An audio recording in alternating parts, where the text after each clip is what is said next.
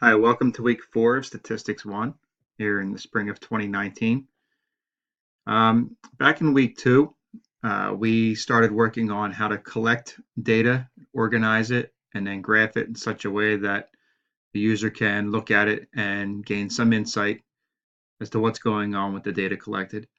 In week 3, this past week, we focused on what are called measures of central tendency, specifically mean, median, and mode, which are all types of averages.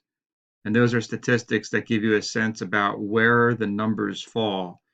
What is the average of the set of data? And we took a look at how there are certain times, for example, if you have an outlier where the average of the mean might not be the best representative of the data, and that's a situation where the median may be used as the best measure of central tendency. So week 4, we're going to shift from where are the values centered at to how spread out are the values that we've collected. And they're under measures of variability. And in that, we have vocabulary such as the range of the data, the variance of the data, and standard deviation. And standard deviation is going to be a key cog here from the rest of the way in this course. So in week 4, we have a few things here to complete. So give yourself some time. Not tremendous amount of time, but I don't want you rushing it next Monday night. First off, read the chapter. Again, can't stress enough getting used to the vocabulary that's in these texts.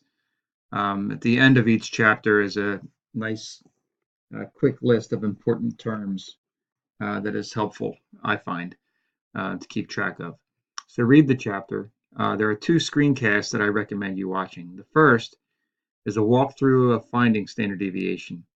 Much like in chapter 3, when I posted, you'll see that I posted a short screencast that walked you through how to find the mode, the median, and the mean by hand, give you a sense of what's going on when you're collecting that data and crunching the statistics.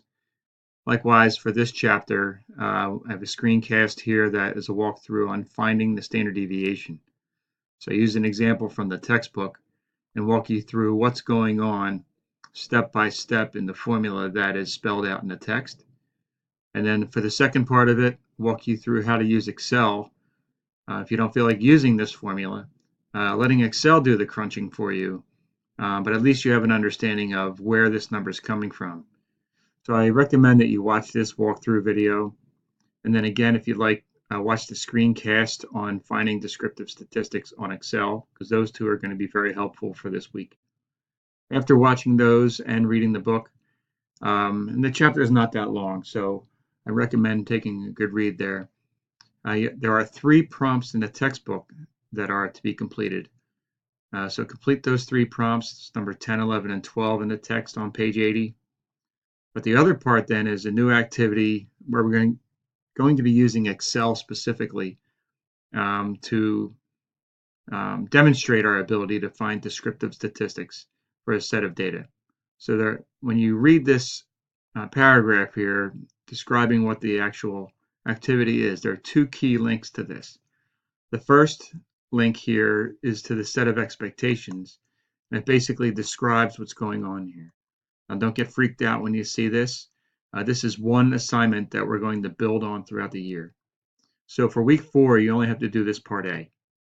But I would keep this set of data in this Excel file that we're going to be using throughout the course. Keep it handy.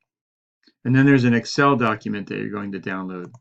So the second link here is to this Excel sheet.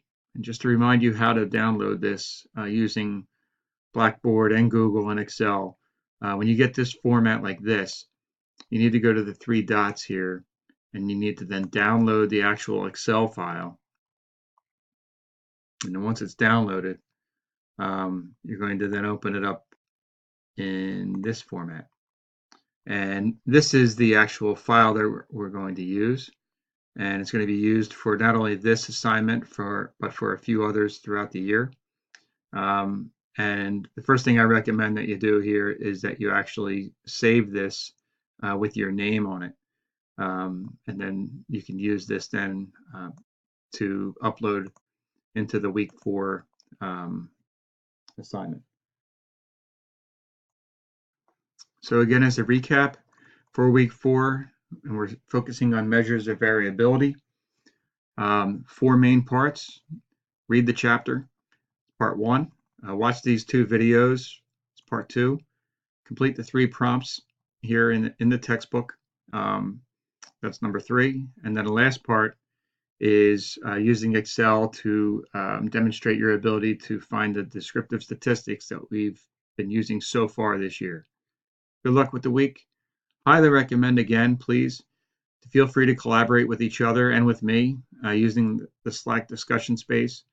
It's a great tool, and it'll be useful as the year goes, so that if you're trying to do complete one type of study or analysis using statistics later on, you can use some of the chat that's been going on, and hopefully will go on throughout the semester on Slack as a resource. So good luck with the week. If you have any questions, feel free to email me. Enjoy.